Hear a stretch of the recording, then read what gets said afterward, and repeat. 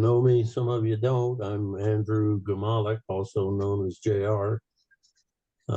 Sometime Old Pueblo Archaeology member, sometime volunteer. Pastime Air Force Cultural Resources Manager and State Land Office archaeologist and tribal archaeologist and a whole bunch of other stuff. Anyway, before we go any further, I'd like to introduce, return to Al for the Old Pueblo land acknowledgement. Thanks, JR.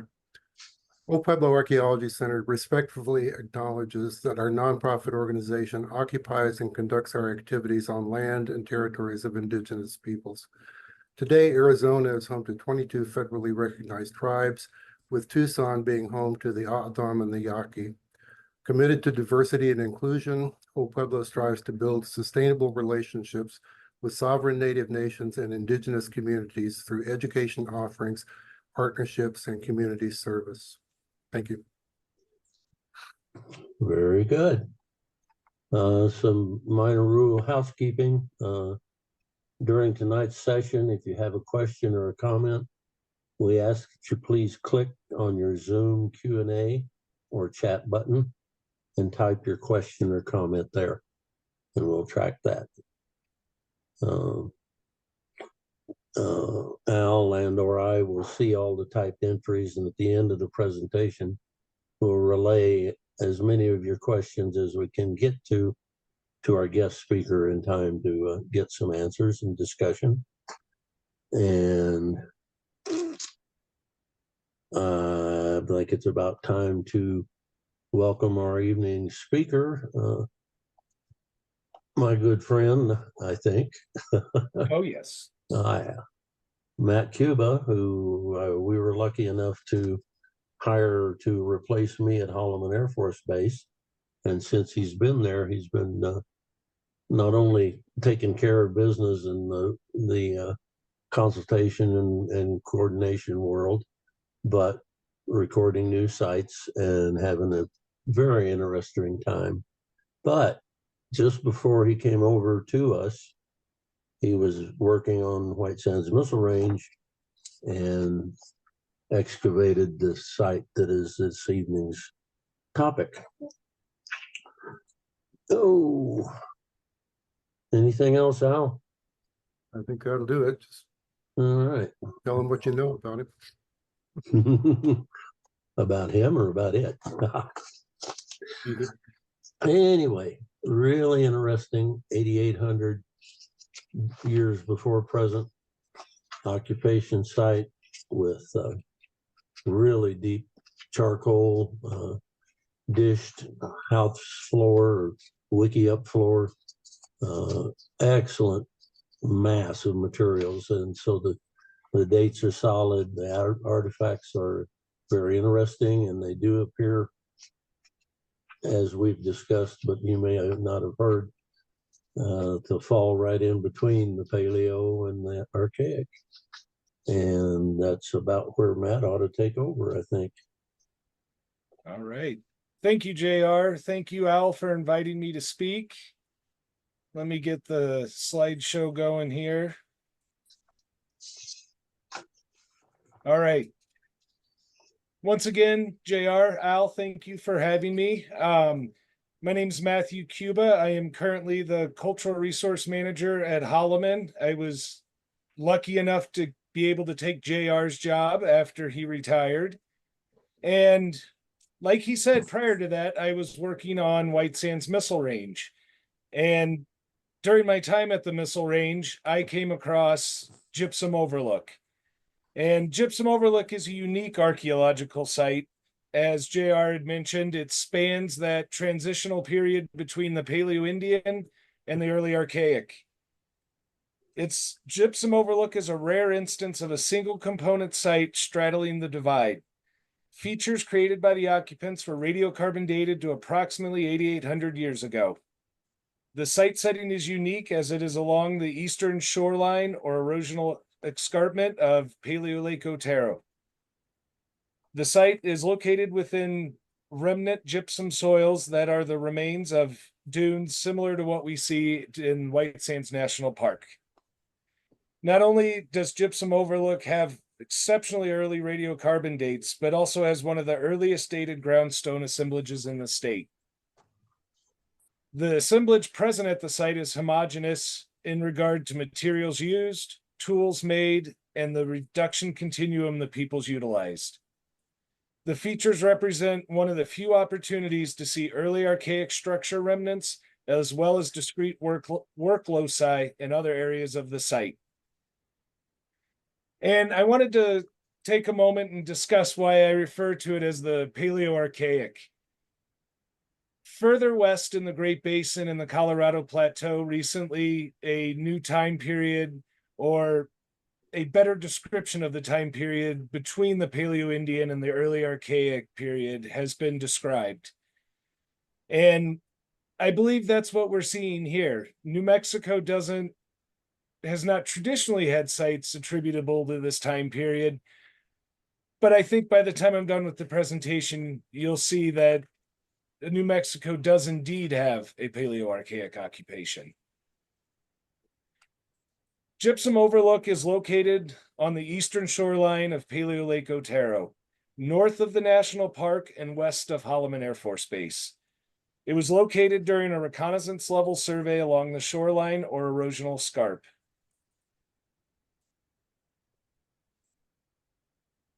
And this is just a breakdown of the various soils that can be encountered along this eastern shoreline erosional scarp. Gypsum Overlook is located within the Asterby soil horizon, which dates to about 8 to 14,000 years ago. And the most important thing I want to draw your attention to is the preservation potential in these soils. They're extremely high, and we know not only is that present here at Gypsum Overlook, but more than likely other locations along this eastern shoreline in the same or similar soils. Gypsum Overlook is located within an area of extremely eroded dunes or an equally eroded lunette, as evidenced by the bedded plains in the soils found between not only the structure floors, but beneath all of the features as well. This presence of dune formation dating prior to Gypsum Overlook shows that the White Sands dune field began forming earlier than we had originally believed. And here is another map showing that eastern shoreline erosional scarp with Gypsum Overlook up high on the right-hand side. And originally, I don't believe the site had such a prominent view. I believe that a lot of this is an artifact of the erosional processes that have occurred, thus forming the White Sands dune field. I think the big takeaway is we got lucky to find this site at all. It is being actively eroded and more than likely will not be here for much longer. There have not been many other archaeological sites located along this eastern shoreline. North of this location, the white sand dunes are tens of meters high, precluding viewing this lower buried Asterby soils. Here's a site map of Gypsum Overlook. Once again, you can clearly see its location atop the erosional escarpment or shoreline. Gypsum Overlook has approximately 400 artifacts and 8 features located within the eroded remnants of the gypsum dune field. The site itself is found within an area of deflated and eroded dunes. 5 of the 8 features are inferred to represent hearth features, and 3 are burnt floors of habitation structures. The lithic and groundstone assemblages are spread throughout the site with concentrations surrounding the hearth features and the structures.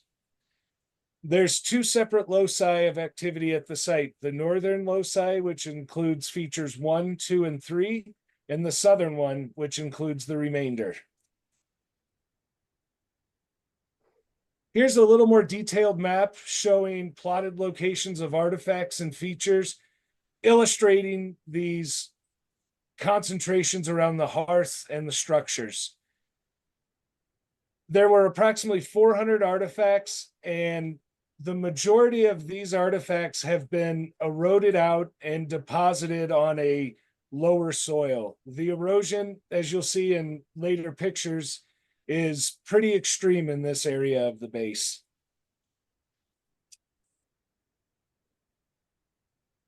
Here's an overview of the site. I want to say this is not a filter. This is the white sand, gypsum sands being eroded out of the lake basin on a particularly windy day. It can be just awful out there on windy days. The only intact portion of the site are the anhydrite deposits that were created during the burning of the features. These anhydrite deposits, which are the darker material under the arrows, are resistant to erosion, and so the surrounding softer gypsum sands are eroded away, leaving the features pedestaled. This is true for all of the features, even the structure floors. They are all slightly pedestaled above the current ground surface. The majority of the artifacts you see next to the pin flags have been eroded out and lagged out onto an older soil surface. Although these artifacts do not remain in primary context, they still retain good lateral integrity for the most part. They have not gone far. They just seem to drop down as that material's eroded, and so they retain some degree of integrity. And now I want to talk a little bit about the assemblage before we get into discussing the features. Like I said, the assemblage at Gypsum Overlook consists of approximately 400 items. These items include groundstone, tabular knives, scrapers, bifaces, projectile points, and a good deal of debitage. The assemblage at Gypsum Overlook is homogeneous in terms of materials utilized, tool types, as well as the reduction continuum that we see in the artifacts. Here's a little more detailed breakdown of the assemblage at Gypsum Overlook. As you can see in this, substitute tabular for agave in the first category, but there were 8 tabular knives, and there were more tabular knives than projectile points on the site. And this, we'll talk about this later, but it's illustrating that the reason for the occupation of this site seems to be the exploitation of some resource. We still don't know what that resource is, but having a large number of tabular knives makes you want to think that perhaps they were harvesting some sort of grass or vegetal matter. But there's a good deal of tabular knives in this assemblage. The groundstone assemblage. The groundstone assemblage at Gypsum Overlook is one of the earliest dated groundstone assemblages in the state. There is one older dated piece of groundstone from the Water Canyon site in the plains of St. Augustine. But in terms of a substantial assemblage with multiple items, Gypsum Overlook is the earliest. As you can see, not only do we have a large number of groundstone items, we have groundstone items in direct association with structure floors that are solidly dated to 8,800 years BP. It's rare to have that type of association in this early of a groundstone assemblage. The majority of the groundstone, it consists of slab metates and one-hand monos. Slab metates were also found in association with the structure floors just outside of the remaining anhydrite deposits, suggesting that the slab metates themselves were on the floor of these structures. This is a picture of the largest slab metate, and this was found just outside the perimeter of feature 4A, one of the structures at the site. It's large. It's been heavily ground. It's also been heavily weathered by the harsh conditions out at Gypsum Overlook.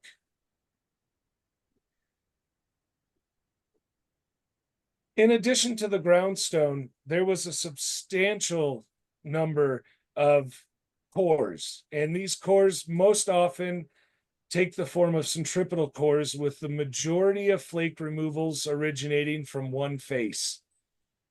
There were numerous examples of these centripetal cores, not only in association with the hearth features, but the inhabitation structures as well. There were, in addition to these rather rough-grained examples, there were smaller, finer-grained cores encountered on the site. These finer-grained cores were reduced to a much greater degree than the larger, coarse-grained examples. There's another pattern evident in the chert cores. The large chert cores tend to be of relatively poor quality, less isotropic, and retain their flat tabular cortex surfaces. None of these large coarse-grained cores have been extensively flaked. In contrast, the higher quality cores have been reduced to their maximum degree possible. And in one example, one of the small high-quality chert cores was placed on an anvil and flakes were struck from it utilizing a bipolar reduction technology. Moving on from the large cores, and we're focusing, I want to turn our attention to the tabular knives. Here's an example of the three artifacts on the left are tabular knives. The one on the right is a projectile point. But looking at them, you can tell they're minimally modified. They're seemingly expediently made and match examples of what in much later archaic settings we would call agave knives. It sure looks like these people are processing and harvesting something. We still don't know what it is, but these types of artifacts were found throughout the site and in all contexts, both hearth features and inhabitation structures. And you can also tell on two of the examples, they still retain their original water-worn cortex surfaces. These examples were seemingly procured and minimally modified straight from wherever the source was, most likely a large arroyo coming from the Sacramento Mountains.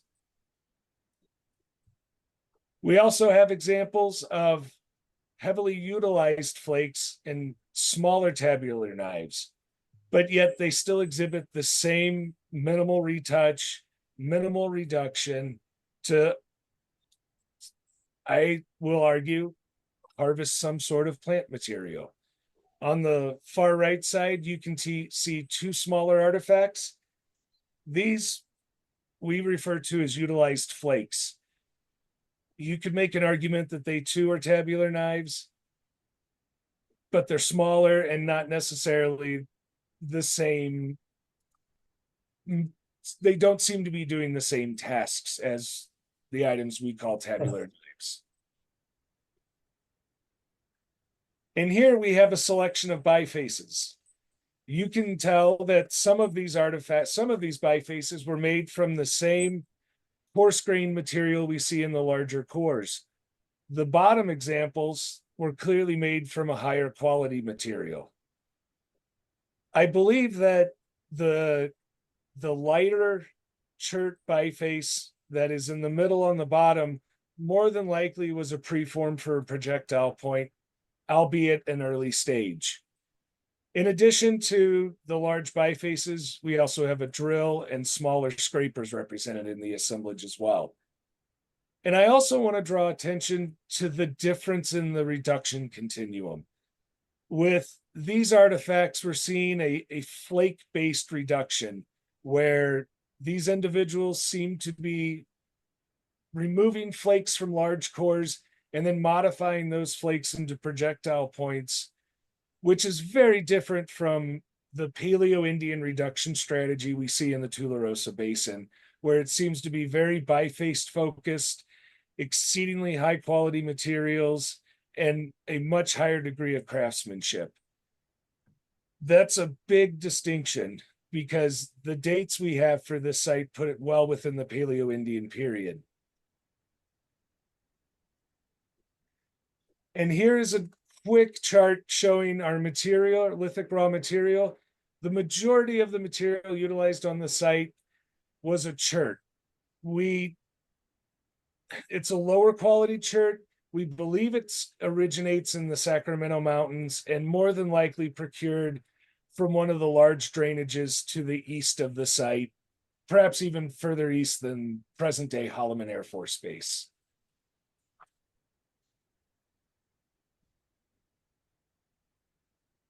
Here are the 4 projectile points we recovered from the site.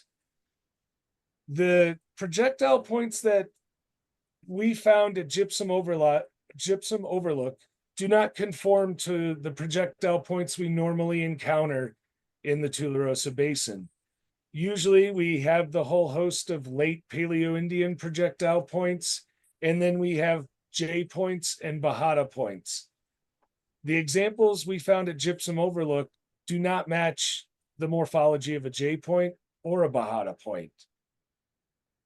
Bahada points, I will agree, are concave base, but far more exaggerated of a concave base than what we see in these examples. Looking through the literature, the closest example of a projectile point that resembles the Gypsum Overlook points was recovered from Bat Cave. And unfortunately, there were no solid radiocarbon dates associated with the points recovered from Bat Cave. All we know is that they were in the basal deposits of the cave, and there were, I believe, 3 or 4 examples recovered during Dick's work in Bat Cave. And here is the world's worst reproduction of Dick's projectile point sheet from Bat Cave. As you can see in example C, D, and E, we have a shallow concave base, slightly expanding stem, which matches really closely with the projectile points we recovered from Gypsum Overlook. As I said, no radiocarbon dates are associated with these projectile points from Bat Cave.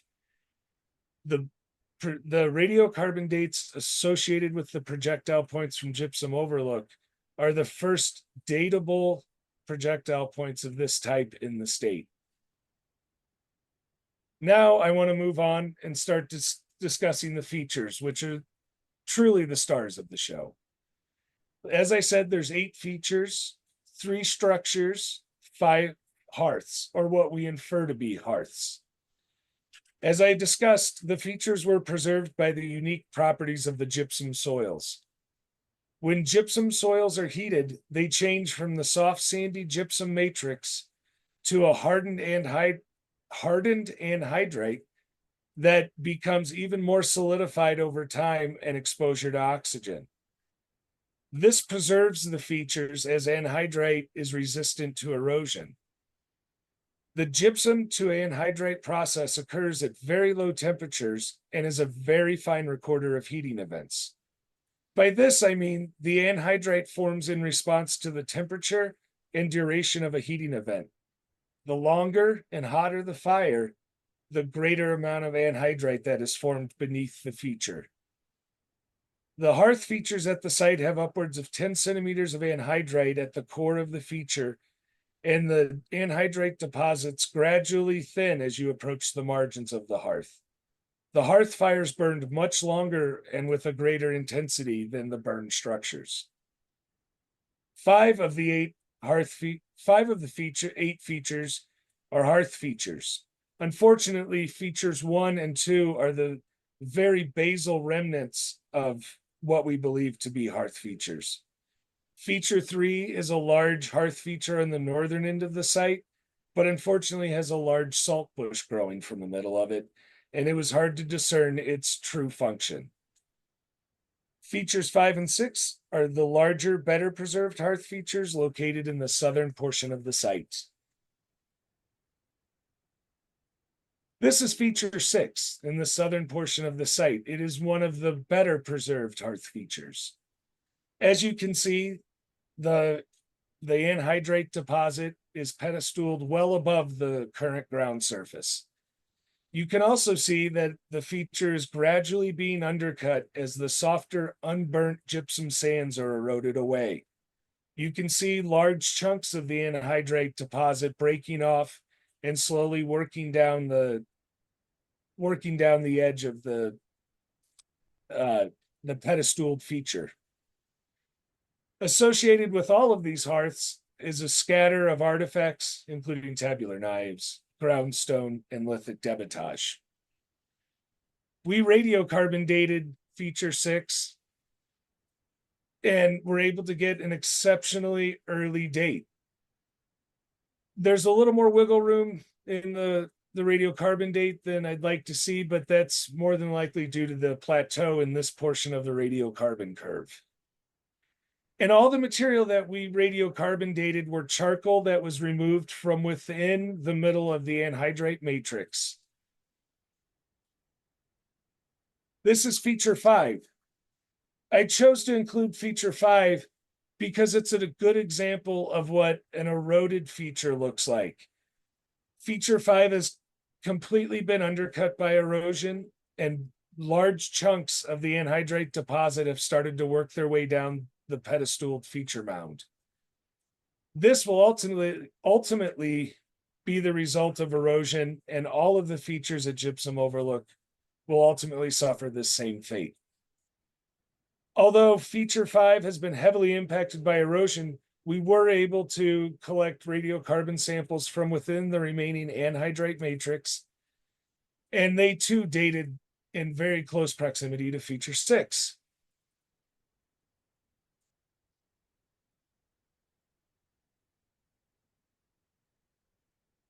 And here we're going to start discussing the structures. This is feature 4 facing northwest. The ruler you can see in the middle is 2 meters long, and you can see the margins of the anhydrite matrix of the floor visible on the left and right hand sides. Feature 4 is a pair of large, semicircular, basin-shaped anhydrite rinds stacked one over the top of the other, with sterile, unburnt gypsum sand between them. The anhydrite rinds are a consistent thickness throughout their entirety and represent a set of overlapping structure floors that were burnt, thus creating enough heat to transform the gypsum in the floor of the structure into anhydrite and preserving the basin-shaped floors of Paleo-Archaic house pits. Beneath the 2 structure floors, there is a third anhydrite deposit that may be yet a third structure floor or associated with the lowest structure floor, feature 4B. The majority of feature 4C is buried beneath the other 2 structure floors. There is, as you can see in this picture of feature 4A, immediately under the ruler in the middle of the feature is a section of roof fall, or wall fall. That is anhydrite you can see, but when you profile that little lump of anhydrite, there is a thin layer of clean, unburnt gypsum sand between the floor of feature 4A and this raised up lump of anhydrite.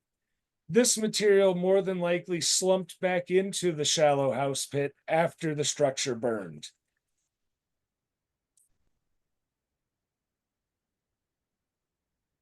Here is feature 4A and 4B from the other direction. In this view, you can see the nature of the stacked structure floors. Feature 4A is on top, feature 4B is on bottom. In the middle of the edge of feature 4A, you can see a one-hand mono within the anhydrite matrix of the structure floor. Artifacts are found on the surface of feature 4A and include flakes, one-hand mono, and artifacts found immediately adjacent to feature 4A include a metate, 2 projectile point bases, and a large assemblage of debitage. These artifacts encountered immediately adjacent to the anhydrite matrix are presumed to have been within the structure. As discussed, the erosion on this eastern shoreline is impressive. Portions of feature 4A have already been eroded and lost. The feature deposits of the structures differ from the anhydrite deposits left at the hearth features. The rind of the structures represents a short-lived single heating event, while the hearths were most likely repeatedly used and kept hot for longer periods of time. The anhydrite rind seen in the deposits of the structures represents this quick burning event, most likely associated with the burning of the brush structure. This heating event would have been short-lived and not repeated, leaving behind a consistent anhydrite rind. Without the structures burning, there would be no evidence there had ever been a structure present at the site. The anhydrite rind has preserved in incredible detail the floor of this Paleo-Archaic structure. These structures closely resemble shallow house pits seen elsewhere later in the Early Archaic, and house pits seen in Alaska dating to the Paleoindian time period. These structures are assumed to be primarily brush structures. Imagine a wiki-up. And they were fairly simple structures, more than likely, not requiring a large amount of stout, heavy timber. There are no indications of internal features. And there is differential abandonment of the two structure floors. Feature 4A still has artifacts on the surface. There were no artifacts encountered on the exposed portion of feature 4B. To me, that suggests another line of evidence showing us that these are indeed structure floors.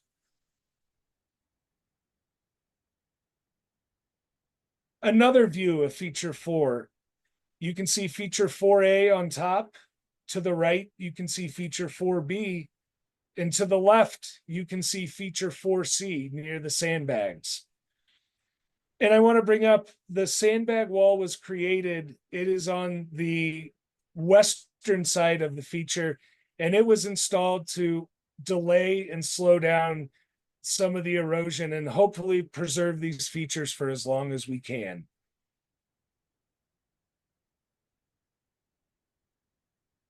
And here's one more picture. I'm sure everyone is sick of seeing feature 4A at this point. But you can see, once again, the rulers in the photo are 2 meters in length. You can see feature 4A above 4B with the clean, sterile, unburnt gypsum sands between the two, clearly showing that feature 4B had been abandoned. Sand was deposited within the shallow house pit, and then the occupants reoccupied the site and constructed feature 4A off center of what had been a previous structure. This view allows us to see our probably the greatest or the best preserved structure floor at the site, and that would be feature 4B. The surface of 4B is almost even with the current ground surface and has not been impacted by erosion like feature 4A. The maximum dimensions of feature 4B approach 3 meters, and we assume that feature 4A was more in line with feature 4B prior to being impacted by the erosion. Here's a quick drawing illustrating the overlapping nature of feature 4A and 4B. 4C is not shown in this picture, as most of 4C is beneath 4A, and we have not removed any of that material, so we do not know what if feature 4C is related to 4B or if 4C is its own separate, distinct anhydrite deposit. This is on the west side of feature 4A and 4B, showing the anhydrite rind of feature 4A at the top. The same thing mimicked in feature 4B. And then once again, the clean, unburnt gypsum sand between the two floors.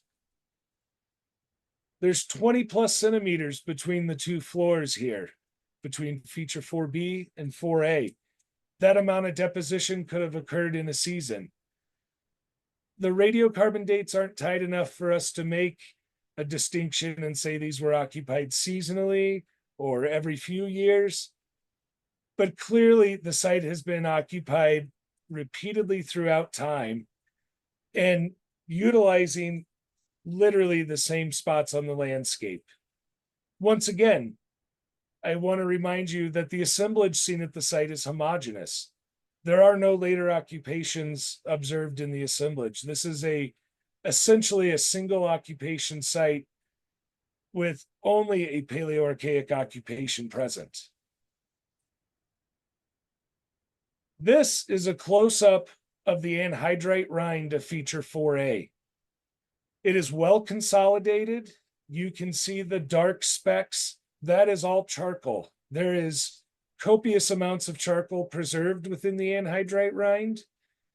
I also want to point out the consistent thickness of this anhydrite deposit and how that differs from the hearth features that we discussed earlier. The hearth features, the thickest portion of a hearth feature anhydrite deposit will be in the middle of it. And as you approach the margins, that anhydrite deposit will thin out. That's not true with the structure floors.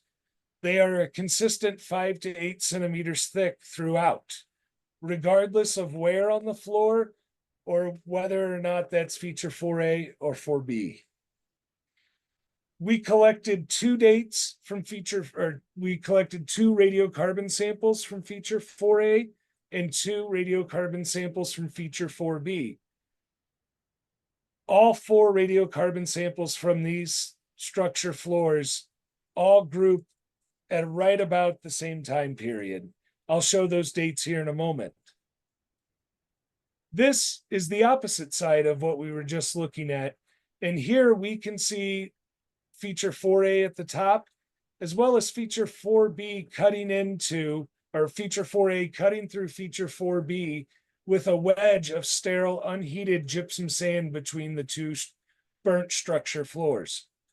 Once again, these are consistent thickness anhydrite deposits. The area you see excavated in this photo was done to collect a micromorphology sample that is currently undergoing analysis. Just off the margin of feature 4A and 4C, which is to the right, this is a possible post-mold. We did not have time to bisect it, but if it is a post-mold, it would be the first auxiliary feature associated with the structure floors. As I discussed earlier, we believe these structures to be constructed wiki-up style. There were no large, substantial posts needed to construct a wiki-up. I think this is reflected in not only the thickness of the anhydrite deposits of feature 4A and 4B, but also in the lack of any other post molds in or around the features. These are the results of our radiocarbon dating for features 4A and 4B. They all cluster tightly right at about 8,800 years old. And you may wonder, why did I date the same two features twice? Frankly, I didn't believe the dates. That's entirely too old. In the Tularosa Basin, there are very few dates older than 5,000 years old, within a thousands and thousands of radiocarbon dates that have been run from archaeological features in the Tularosa Basin. There's only a handful that are older than 5,000 or 6,000 years. And here at Gypsum Overlook, we have a whole series of dates clustering around 8,800 years old. I thought for sure something was squirrely, but after running sister dates to the first two, I was made a believer. This is the third structure floor, feature 8. Feature 8 is far more eroded than feature 4A and 4B. As you can see, the middle of the structure floor has been eroded away, but you can still see the consistent anhydrite rind common with these structure floors. On the right-hand side, you can see a large lump of anhydrite. Once again, there is a thin, clean, level of unburnt gypsum sand between the structure floor and the lump of anhydrite. I believe this represents wall fall or roof fall of material that burned and then collapsed into the now burnt house pit. Once again, the ruler you see in the photo is 2 meters long.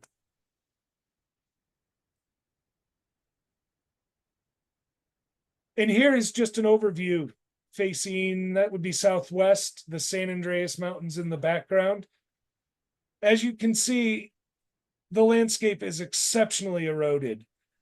There's, I think that's really only saltbush and some other dead stuff I couldn't identify. There's not a lot out there.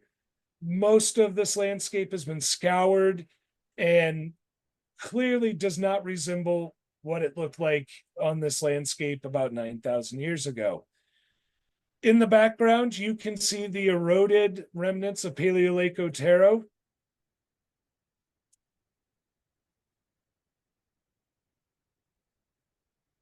And once again, I want to come back to the groundstone that we found within feature 4A.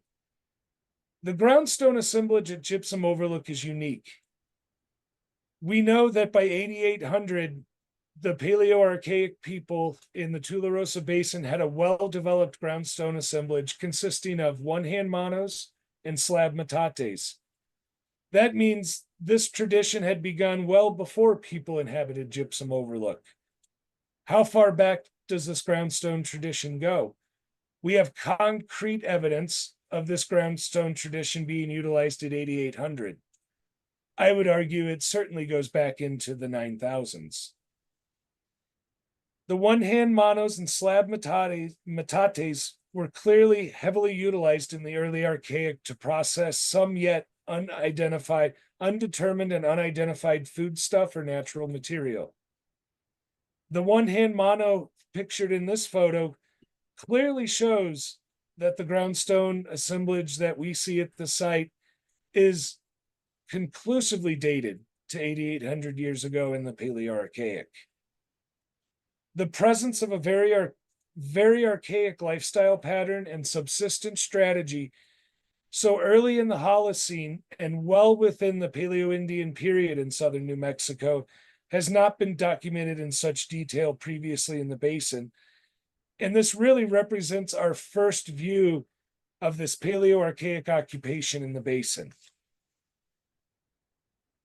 The presence of artifacts similar to Gypsum Overlook artifacts in the assemblage we see at Gypsum Overlook will undoubtedly be found throughout the larger eastern shoreline of Paleo Lake Otero. These artifacts may not be exceptionally diagnostic. They may not be the most photogenic artifacts, but other assemblages similar to the assemblage we see at Gypsum Overlook certainly exist elsewhere on this eastern shoreline. Whether or not those materials can be dated is a different story, but certainly there are additional assemblages similar to Gypsum Overlook throughout the eastern shoreline. And I feel I cannot discuss Gypsum Overlook without discussing Gomolak Overlook shortly. Gomolak Overlook was recently discovered on Holloman Air Force Base and was named for our own J.R. Gomolak. Gomolak Overlook is buried approximately 2 meters deep beneath a white sand loess deposit and have been dated to 8,200 to 8,400 years before present. Included in the assemblage thus seen at Gomolak Overlook, we have brownstone, we have a reduction continuum similar to what we see at Gypsum Overlook. And without a doubt, both Gypsum Overlook and Gomolak Overlook do relate to this early archaic, Paleo-Archaic occupation that we're seeing in the basin. There will be more sites attributable to this time period.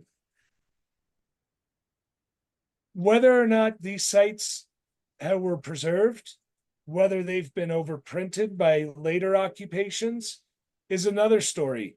It's difficult. It would be difficult to tease out a Paleo-Archaic occupation out of a palimpsest situation with thousands and thousands and thousands of years of archaic history on top of the Paleo-Archaic occupation. Future work should be focused on identifying Paleo-Archaic occupations in the basin, and specifically along the margins of the basins, where riparian areas that have remained throughout the terminal Pleistocene and into the early Holocene have become a resource patch that these Paleo-Archaic peoples utilize. There will be more sites found. We know at Gomolak Overlook that these sites along the eastern side are more than likely buried by the White Sands Lust deposit. Here's a quick picture showing one of the features at Gomolak Overlook, as well as a geomorphological sketch of the road cut in which the site was first observed. As you can see, the site is deeply buried. Either side of Gomolak Overlook are riparian areas, or what we infer to be riparian areas 8,000 to 9,000 years ago. This kind of settlement pattern matches nicely with the Paleo-Archaic settlement patterns we see further west in Nevada, in the Great Basin, in the Colorado Plateau, where people seem to be moving away from the margins of the Paleo lakes and occupying these remnant riparian areas where there's water entering the margins of the basin.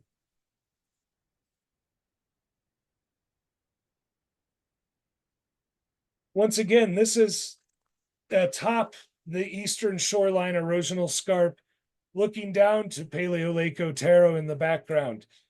In the foreground, you can see what I have been told, are mastodon or mammoth tracks. To the left, approximately 900 meters, is White Sands National Park's locality 2. There's purported 21 to 23,000 year old trackways.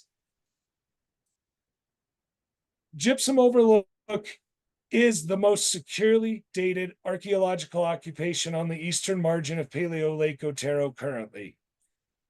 Gypsum Overlook has been dated via charcoal from unquestionable archaeological features with associated assemblages and radiocarbon dates that have been replicated, as in the case of features 4A and 4B. Artifacts and artifact types observed in association with well-dated features at Gypsum Overlook can be found throughout the eastern margin of Paleo Lake Otero.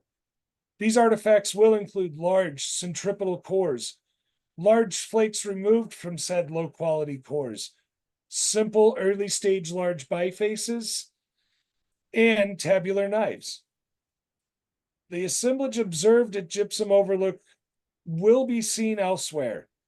Now that we know what a Paleo-Archaic assemblage looks like, we can apply that to other assemblages, dated or not, in this area.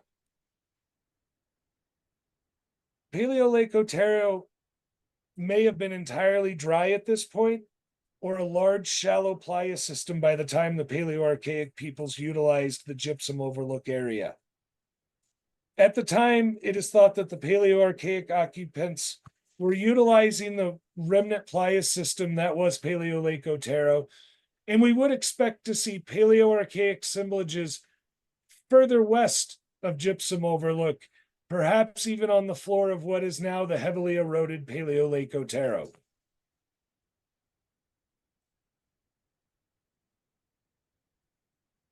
As I've said, there will be additional sites attributable to the Paleo-Archaic in this setting. We know so little about the Paleo-Archaic time period in New Mexico. We know more about the Paleoindian period and the following Archaic periods. Gypsum Overlook was the first site attributable to this time period, solidly dated, and with a complete assemblage that is undoubtedly single component. Gomolak Overlook, found approximately a year ago, is the second site to have that for us.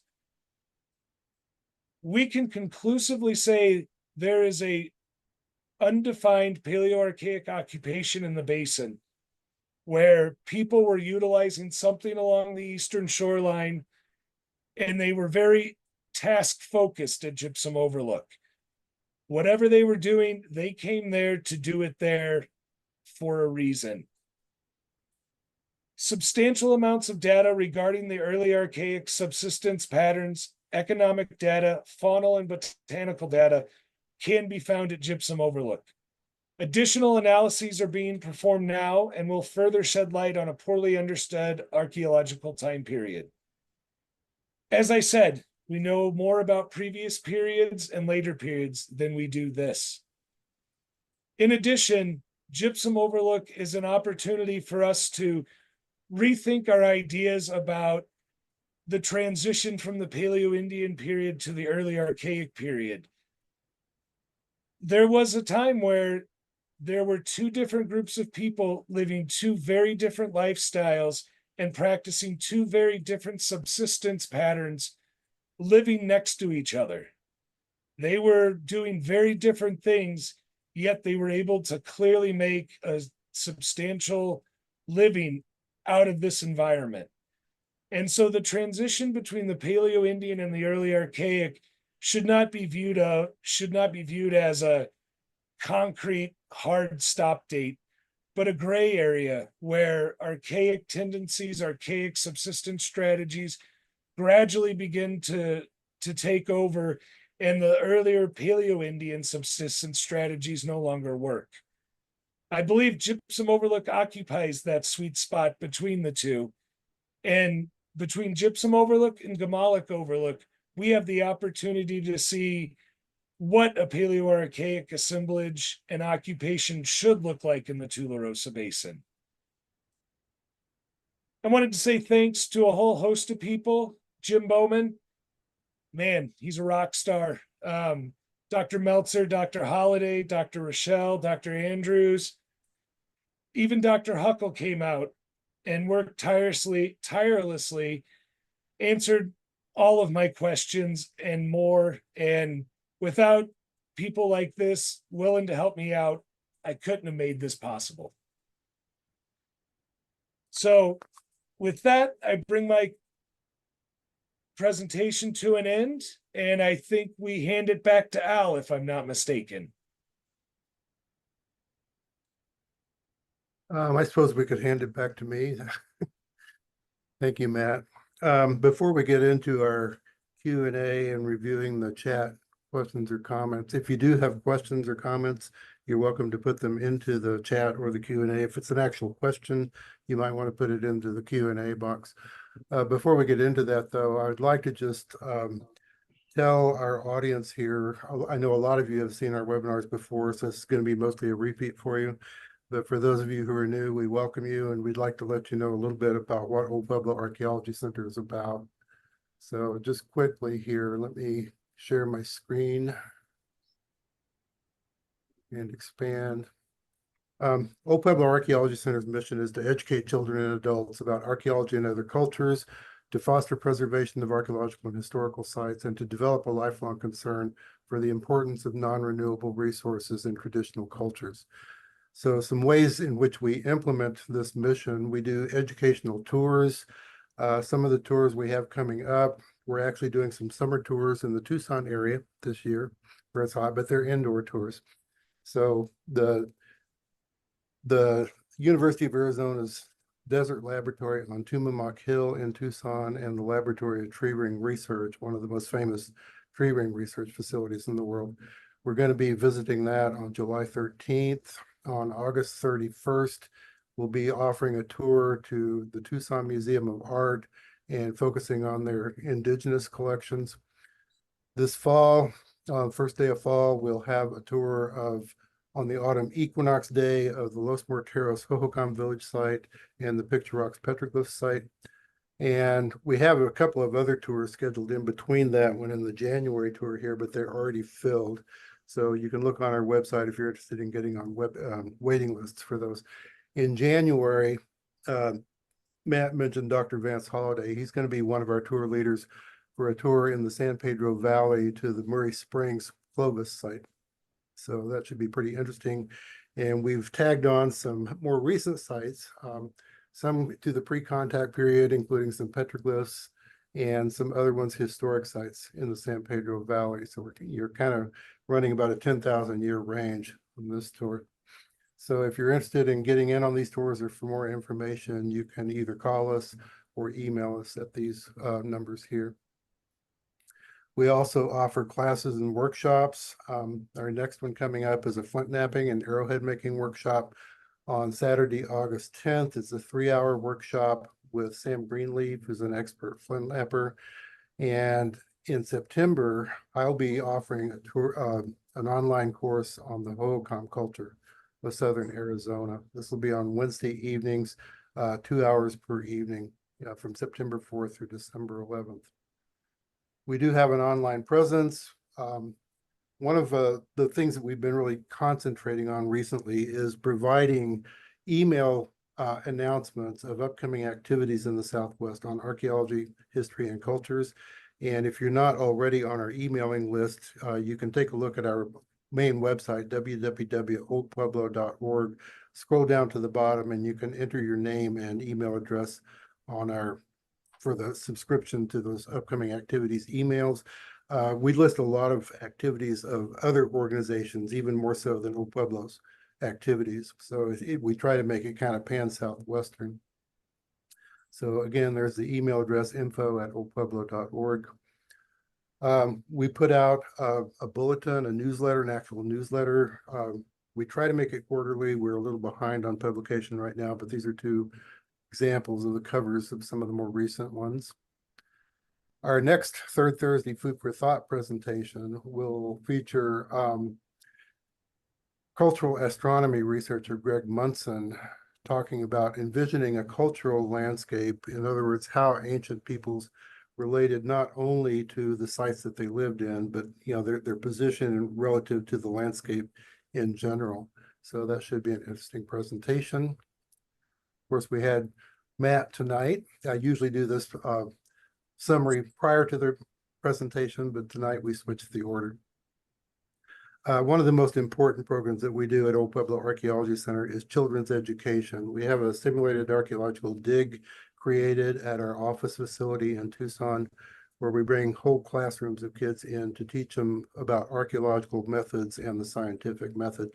So that's what the bulk of our revenues go to, is for teaching kids about archaeology and science. So we can always use donations to help with that effort. And we do have a donation button on our homepage, oldpueblo.org. So tonight we're kind of passing the hat figuratively, asking each of you to contribute, make a donation, and perhaps become a member if you're not already a member of Old Pueblo Archaeology Center. And most of your money will go to supporting our children's education programs. And I will provide you a list here. I've already provided a list at the beginning of the chat for those of you who were here early on, with links to some of the websites where you can find information on this stuff. It looks kind of like this without the illustrations. So with that, I would like to stop and shut up, and we'll go to Q&A. And we have several interesting remarks for Matt to respond to.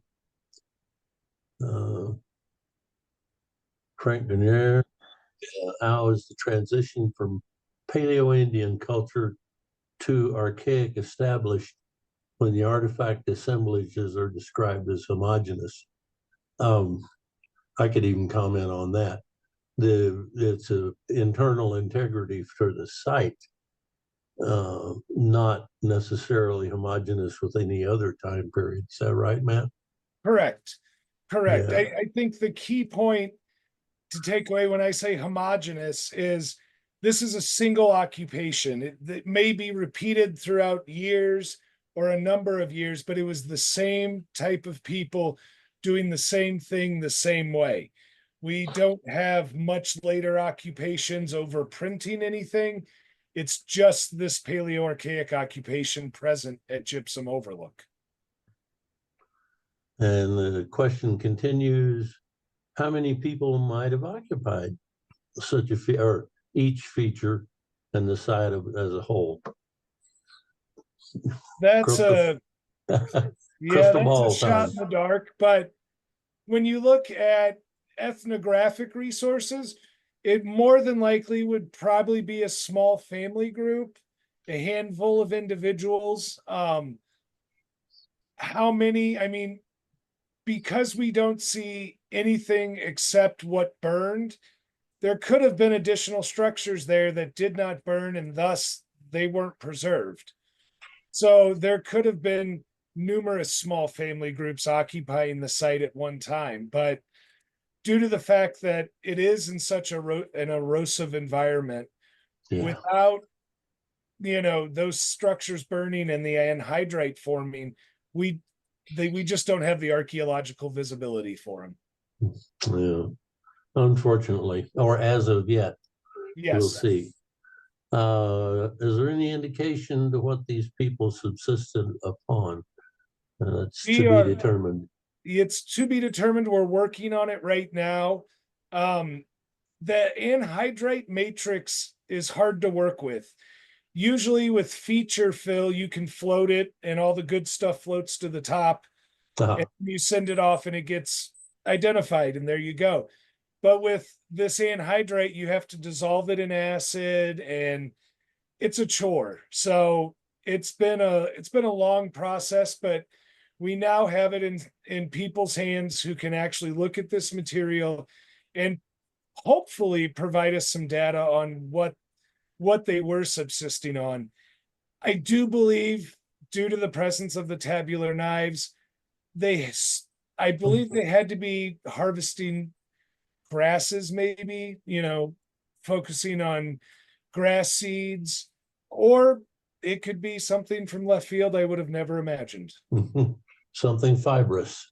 Exactly. About as far as we can go with that at the moment, but hopefully they will figure it out. I could elaborate a little bit on the white sands gypsum is simply hydrated plaster of Paris. And the local kids, including myself, take home a cup and roast it in the oven and then make plaster casts with it. But in the natural setting, whereas the structures Matt worked on, the rehydration is a slow, long-term process, and it doesn't set up as firmly as a plaster, but it's approaching plaster in consistency and strength. But it does really complicate the chemistry of taking it apart. Yes. Let's see. Somebody says, congratulations to Dr. Al Dart for the well-deserved Outstanding Supporter Award from Arizona Humanities. Yay, Al! Thank you. Let's see, what else we got? More congratulations for Al. And, oh, here we go. You're already answering them. You should be. I should be. Oh, well. We found too many interesting things to do on the way to an advanced degree. Life kind of got in the way. Yep. Yeah, but it's been fun. We're sure seeing a lot of interesting archaeology. I don't see any further comments. Do you? No, I don't. Well, that would appear to be, whoops. Thanks to our speaker from folks commenting. So I just wanted to say thank you to Al and JR for setting this up and giving me an opportunity to discuss Gypsum Overlook. It's a rare site, and I think moving forward, this is the beginning of us to really describe the Paleo-Archaic and the Tularosa Basin. And moving forward, we already have Gomolak Overlook, and I think as we really actively start to look for these occupations, we're going to find more. Yeah. If I could add to that, the term Paleo-Archaic was only coined maybe 2 or 3 years ago, as I recall, and it's mostly in the Great Basin, northwest of the American Southwest. And it kind of makes sense that you would have a transition from Paleo-Indian to Early Archaic period, but nobody has really recognized it previously until these very recent, very few studies. So this is the reason I wanted to get this into our webinar series. And I'd also like to mention that Matt has submitted an article for publication in the Old Pueblo Archaeology Bulletin that I hope to get out during the coming year about this topic. So if you can watch for that. And I'd like to thank both Matt and JR for being with us tonight. And for those of you who are watching, thank you. Thank you, everyone. Thanks for inviting us. Okay, I guess with that, we'll close it. I would encourage people to send us a donation to help with our children's program in particular. It also helps pay for our Zoom subscriptions. So if you're planning on donating or maybe even becoming a member of Old Pueblo, we would certainly be glad to have you for that. Yeah. Have a good night, everybody, and thank you. Thank you.